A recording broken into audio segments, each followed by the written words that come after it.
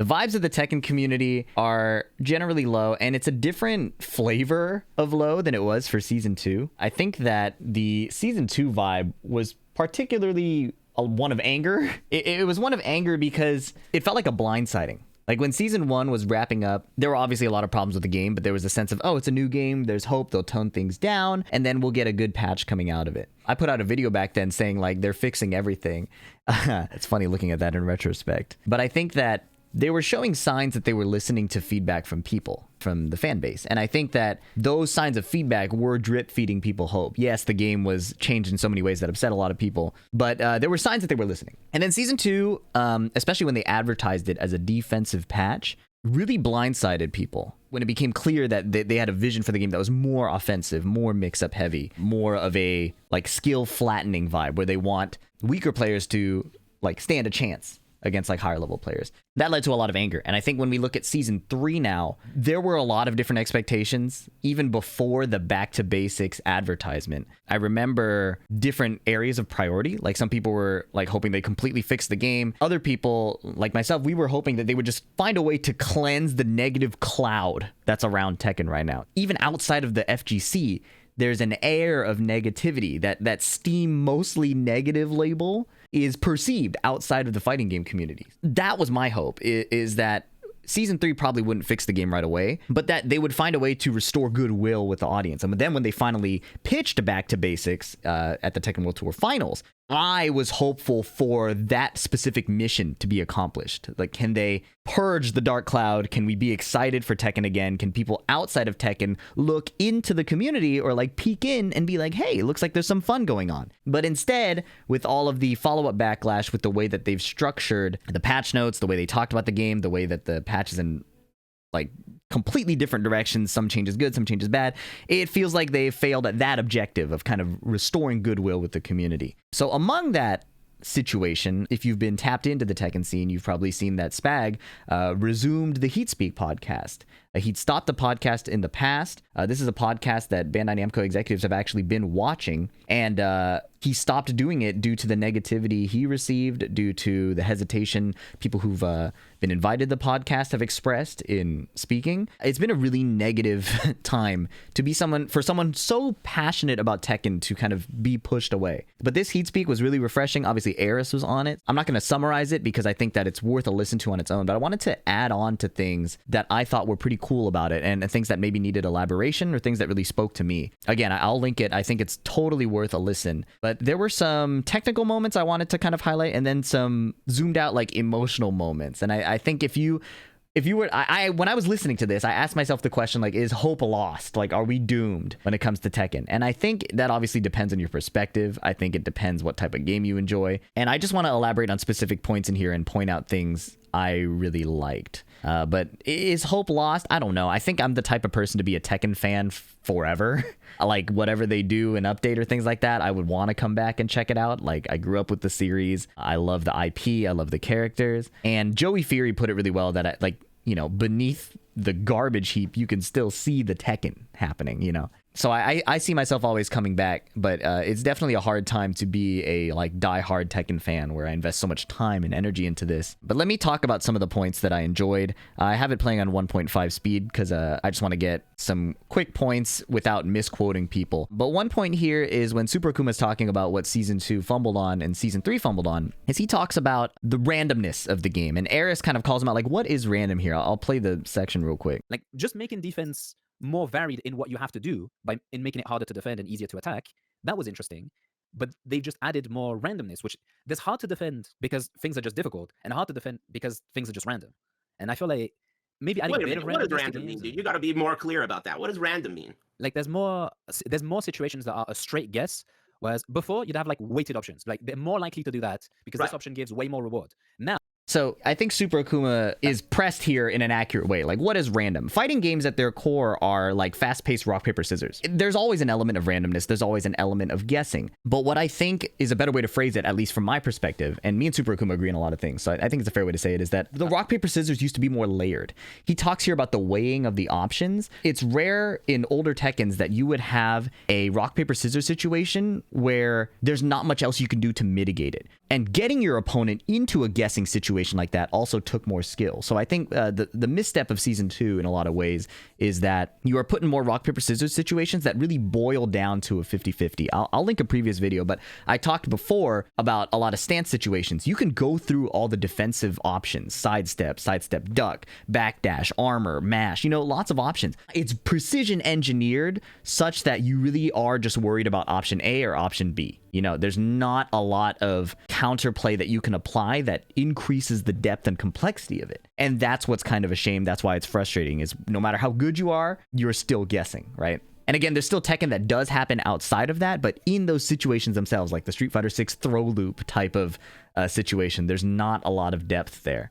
Now, the low gives the same reward as the mid, and you die on both. And Right, but that's not random, though. That's not random at all. Maybe random's not the right word. Right. It makes the mind game a lot more straight guessing rather than weighing the options.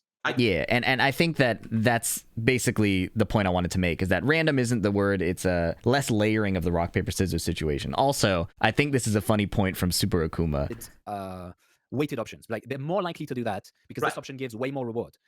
He says the options are weighted because a certain option gives more reward. I thought it was funny because if you watch European gameplay, that's kind of the metagame they play. I would argue that you weigh your options by risk reward, like the analysis of, is this risk with the information I have worth the reward? But Super Akuma, could be a Freudian slip, just said you weigh it by the reward, which does feel like a very European way of playing Tekken, where they will do a crazy option because they have the read and the reward is high. And I can't hate on it. It's effective, but I thought it was a funny thing to point out. Another point that I thought was pretty good is Joey Fury talked about the developer's vision feeling very divided and kind of inconsistent. I'll pull up that quote here. 1st of April last year, Season 2 dropped, and 1 year later, what do we think, Joey? I think the developers, they definitely do react to an extent to criticism and suggestions. Aris was making this point, or perhaps playing devil's advocate, of like, they've got their vision and they're doing it, and this is what it is, and you either like it or you don't. That may be true. I kind of get a feeling that, like I was mentioning before, there are things being like pulled in different directions. Like maybe certain people on the development team have like an idea, and I get a feeling like a producer comes in and says, no, make it more like this, make it like more high-powered offense, faster pace this. And I feel like this tension in the balancing sometimes. And I'll say that I think this was nice to hear from Joey. I think that when expressing this type of concern in the past about developers being pulled in different directions and kind of maybe giving grace to people who are doing a lot of the game design itself, it was easy for a lot of online Tekken fans to call people out as shills for defending the developers, things like that. But Joey Fury isn't a YouTuber, He is primarily a music teacher right now. He teaches piano and he does play Tekken. But I think that hearing it from him was kind of refreshing in that sense. Like, it's something you can see as a student of the game, reading the patch notes, like analyzing the game design. It's pretty clear that it feels like things are pulled in different directions. Sometimes a move will get changed, like frame data or property will get changed, and then it'll get changed back to what it was before later. Like there's this flip-flopping thing that goes on, right? Or even just subtle things like the frames on Claudio back 3-3. Like, it's -12, now it's -10, now it's -12 again. Yeah, so Claudio has this 2-hit string where he knees you and then he does an axe kick, right? In Season 1, it was -12. At the end of Tekken 7, it was -12. And then in Season 2, they made it -10. And then now back in Season 3, they made it -12 again. So, like, they can't lock in on what they want out of it either. Like, it doesn't make a lot of sense to me what's happening here. And that's just one tiny example. But the fact that, again, that they nerfed Anna and Asuka in really precise ways that feel really good, and then buffed characters like Victor, not to hate on Victor in particular, but just like they buffed him in a way that people were complaining about already. So it exacerbates that kind of frustration, and Super Akuma brings up earlier in the podcast that it feels like in many ways they forgot that it's a 2-player game. And when you make an attacking character's option stronger, you have to consider what that does to the defender, And I think that there's not enough consideration for what it feels like to not be the attacker, whether it's combo duration being so long that the defender has very few points of interaction, or the mix-up game where the defender is guessing between a few options and there isn't a lot of agency there. I think that's a good point that Super Akuma made earlier, and it's a point we've been talking about a lot in Season 2 as well, and it was disappointing to see it come back in Season 3. This point in particular really stood out to me personally. Aris makes a point about Soul Calibur, because for those who don't know, he was really, really good at Soul Calibur 2. Extremely good at Soul Calibur 2. So when they released Soul Calibur 3, he disagreed with the design heavily. And the way he describes this kind of gave me a bit of emotional points of relatability. Obviously, I'm not friends with Aris. I don't know him outside of his like online persona and things like that, and a few messages we've exchanged. But I think that it was cool hearing his perspective from a similar situation. I don't know if this is a segue into the third topic you have written here, but what happened to Tekken 8, the exact thing happened to Soul Calibur, and it happened in 2004. The exact thing. And you know what? It could have been by the exact same culprits. I don't know if that's true, but literally this exact things that you guys are saying. I can't believe I'm fighting this. This is like a laser beam that appears. I was saying this stuff when I was 19, 20, 21. Like, dude, what happened to just swords? What happened to just nunchucks? We were fighting like martial arts. Now there's flames and explosions. And they've added all these, like, I swear I experienced this exact moment, except all those years ago. And I believe that it allowed me to let go of Tekken so much easier because I already experienced this turbulence with Soul Calibur. I loved Soul Calibur so much. You have no idea. It was the most important thing in the whole world to me when I was 18. I traveled all over the place. I really wanted to just dedicate everything to it. And when Yeah, and I think that really spoke to me. You know, I think a lot of people see me as like a Tekken 8 YouTuber, or like a newcomer in Tekken 7, but like I grew up, there's pictures of me as a baby playing Tekken 1 with my cousin before I could like speak. I grew up playing Tekken 3 with my dad. I played Tekken Tag 2 in late high school. Tekken has been like a part of my life for so long, and I think it was really cool that Tekken 7 gave me an opportunity to really dive into it, pour a lot of energy into it, engage with a bigger community, build an audience off of that. I've cared about it a lot. So the emotional response I had to season 2 and season 3, I used to think like, wow, this is so unreasonable. It's a video game. It's an update. Why am I so emotionally invested in this? And I think hearing it from somebody who has gone through it and has, you know, learned to detach himself from that kind of cycle is helpful. It's helpful because this is really my first time experiencing, for lack of a better phrase, like being alienated by a franchise. And maybe that sounds dramatic, but it's like, you can feel the developer making decisions that feel actively against what people are asking for, the design choices that we're fans of. I say we, it's too big of a blanket statement, but like, you know, me and the community of friends that I built playing Tekken. And so, yeah, I liked hearing this from Aris. Soul Calibur 3 came out, and who's to say, this is another thing, right? Well, I'll come back to this moment in my point later, but when it came out, I was heartbroken. For the same reasons that you guys are complaining, I was heartbroken. It changed the game, right? But now, all these years later, what has occurred is that some people think that the way it changed after Soul Calibur 2 is better. And some people say Soul Calibur 4 is the best one ever, or 5 is the best one ever, or 3 is the best one ever. Because what occurred is people who liked the old version became extinct, and new people came that liked the new version. So when it comes to the future of Tekken, that is one potential future of Tekken.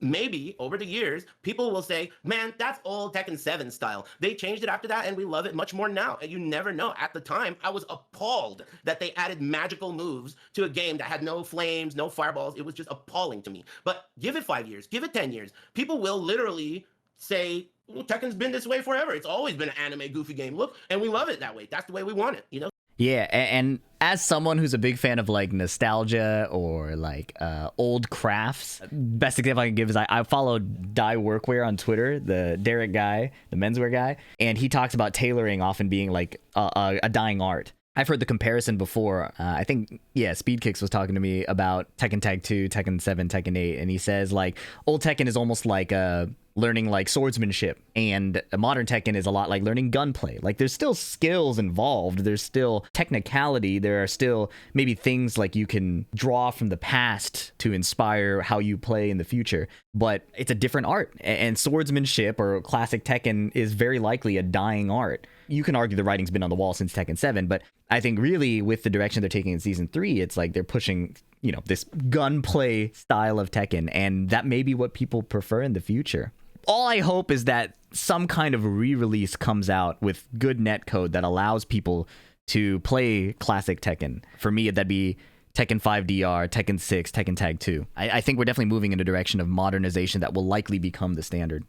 So you never know how the future will pan out for a franchise, but all I know is this exact thing occurred, and it happened to be a Namco game, and it potentially could have been literally by the same hand. You know, the same person that screwed up what I think they screwed up Soul Calibur. It could have been the same guy with Tekken 8. I don't know. It smells similar. All the colors, all the like unnecessary visual noise, all these like forced 50-50 situations. These types and also the stance heavy, like transitioning into a really powerful option off of the stance. That is all stuff they added in Soul Calibur after 2.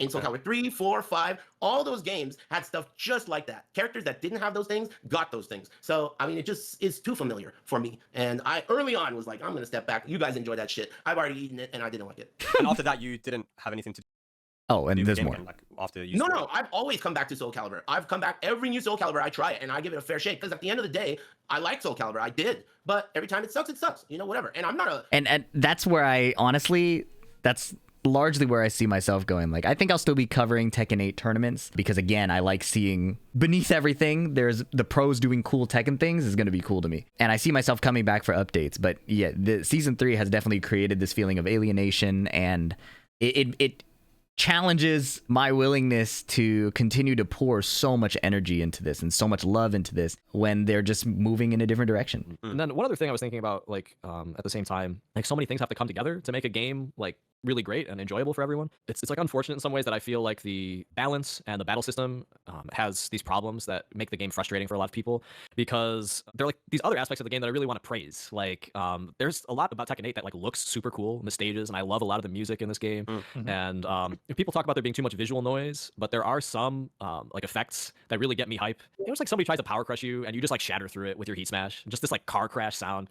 It often like just gives me this feeling, it's like, dumb motherfucker, like try to power crush that. Like, it makes me like super hype. Yeah. There are things about the game that they do give me like that satisfaction. Like, this is exciting, the game looks cool, the music sounds cool. So it's unfortunate for me that like they don't have the battle system and the balance like dialed in, because I want to be able to appreciate all this effort and artistry that went into these other aspects of the game. And it makes me sad when the game just gets shit on and like none of those things can get any recognition.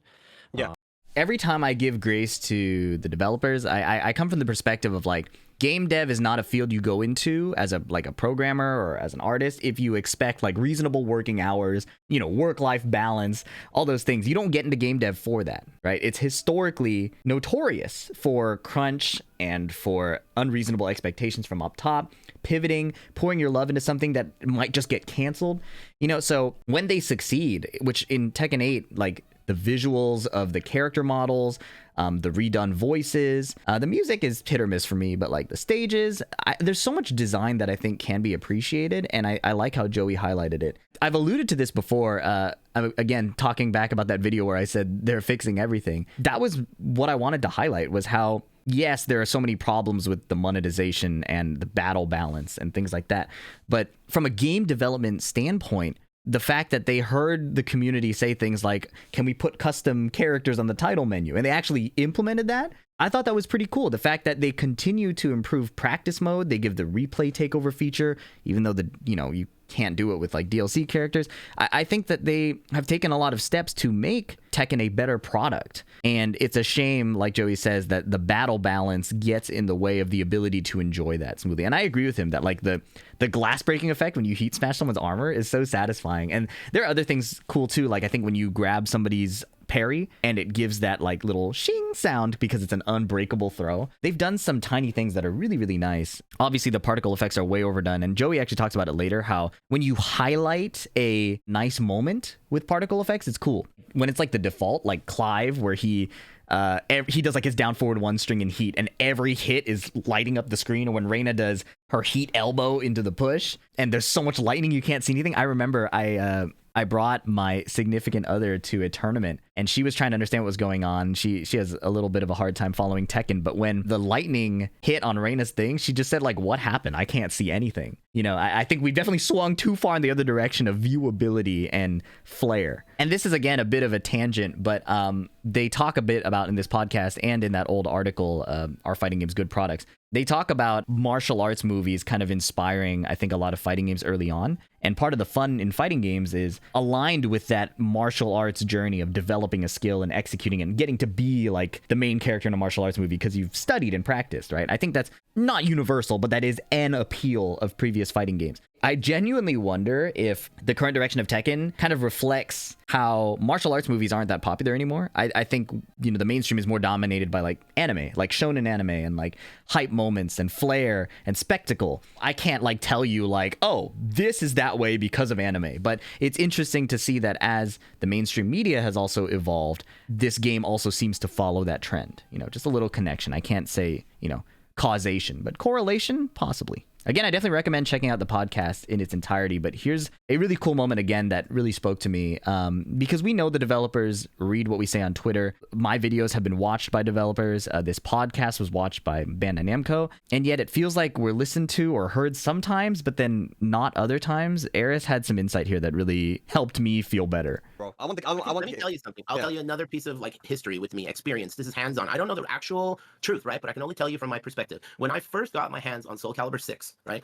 It was really early. And there were things about that game that I really liked, but there were things that I knew this needs to be changed. I know it. And I offered my hand, you know, like I really want this game to be good gesture. I told everyone that needed to be told that I am willing to help with this issue, right? And it ended up being the feeling of, as a company, they simply are against this concept of like public, you know, accepting public ideas and implementing them into the game. It really felt like they wanted to work internally, and they did not want my involvement at all, you know, and that was the sensation I got. So, you know, I just feel like it's possibly a culture, Japanese culture type of thing, or I don't know what it is, but I do know that this business model or this like ideology that they may or may not have, if they do have it, it is linked to that thing I mentioned earlier. You know, it's like they're not very good at being a live service game if they're going to be so rigid about where these concepts and fixes come from. You know, it's just not good at it. Yeah, I mean, that's your market. Yeah, and I've put out so much criticism for the game. I put out a lot of praise for the game. I put out a lot of, teaching for the game, but I have put out a lot of criticism for the game, specifically my wish lists. I put out what is wrong with season 2. I've talked about season 3, and in ways it feels like we're heard, because the notes in the patches, the marketing around the patches speak to the concerns of the fan base. That's a good point. Maximilian has talked about how an apology for season 2 is ridiculous. Like, that is outside of the realm of reality. It's so rare for a Japanese company to do that. And I liked Aris's insight, because it might just be how they operate. You take feedback from the outside, but if they prioritize their own vision, that might just be a cultural difference. And on one hand, I kind of respect it, like in concept as an artist, sticking by your vision and believing in what you're doing as correct. I think, there's an element of that leads to better art. I think it's just unfortunate. And again, it's mentioned in the podcast that the people driving this video game just might not be on point.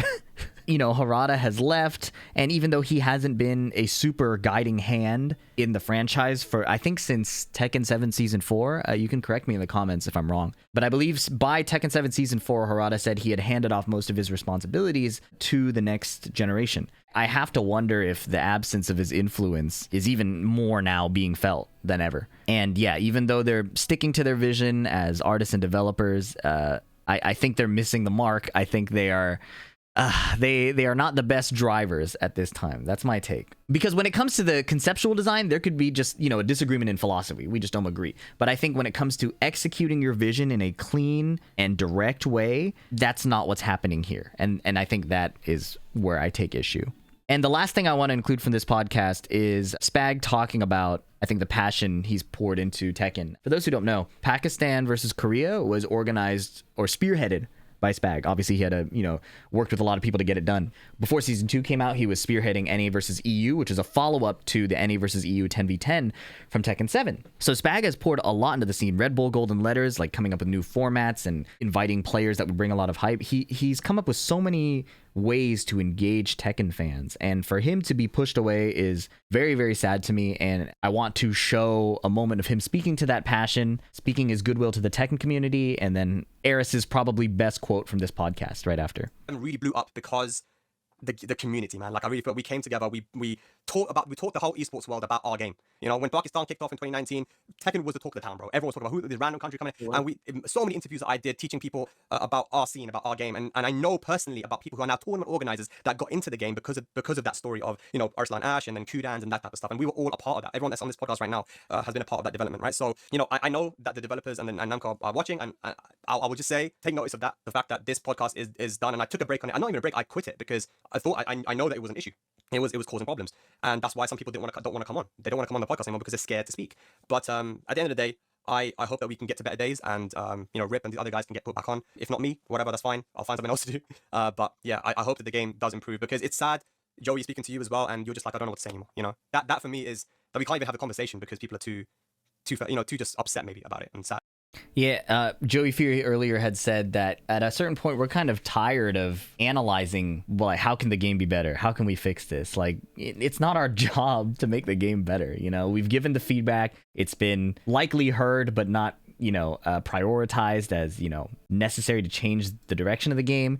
There's a fatigue and a melancholy compared to Season 2's anger. I think that's the tone of Season 3 in a lot of ways. And Joey Fury has said that he'll, play the game. I'm still playing the game. But I would say that the fire and the spirit behind Tekken 8 is nothing compared to 2024 when it first came out. And, it was a brand new game that was still, like, in live development, I guess. And that makes me sad too, And Aris, I think you're 100% right.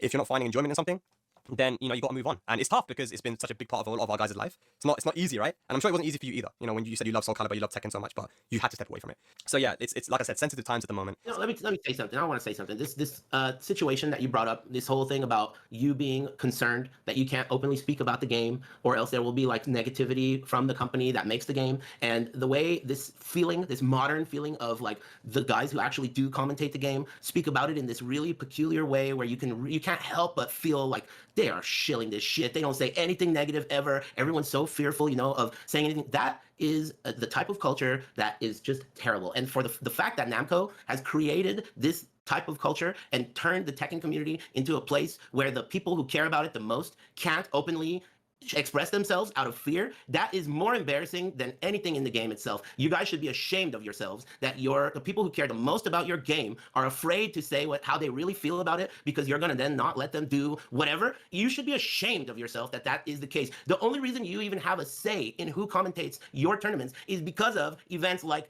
Electric Wing God Fridays back in the day when we did it for free. You didn't even know what commentary was. You didn't even know who to hire or anything. It was organic. And the fact that you are now creating a culture where people feel suppressed and all you can have left is like some guacamole shit, that you should be ashamed of yourself. That's worse than anything in Tekken 8, the product. The fact that you've created this environment for your creators, shame on you. That's how I feel about that. That's real, man. Yeah, I think Aris said it really well. Really, there's nothing else to add to that. I think that it's a tough time to be a Tekken fan, and we hope for things to get better. And that's how they finish the podcast. They talk about, not like, wait for the next patch. None of that. Just like, all we can do as Tekken fans is just like, maybe it'll be better. Hopefully it doesn't get worse. I think that's kind of the state of the union when it comes to Tekken. That was the title of Brian F's extra trashy episode where he had me on recently. And we talked a bit about this podcast, but I felt like I wanted to add a lot more specific reactions to moments that really stood out to me. And again, if you were enjoying this, please check out the entire podcast. Spag puts on a show. He puts a lot of his energy and love to do something like this. And it's all for the sake of, making Tekken better. So yeah, I highly recommend this podcast. Thanks to Spag for, letting me react to this and use this content. He's always been so supportive of what I do. And, I stand on the shoulders of these guys. I studied Rip's tutorials in Tekken 6 and Tekken Tag 2. I studied Aris on how he, taught people in Tekken 7 to make a stream platform. Spag has inspired my commentary. He's invited me to things to, continue to learn to commentate and things like that. So I would not be where I am without these dudes. So wanted to share my appreciation, wanted to share my thoughts. Here's to hoping Tekken gets better. That's all I have for you today. Catch you in the next one. Peace.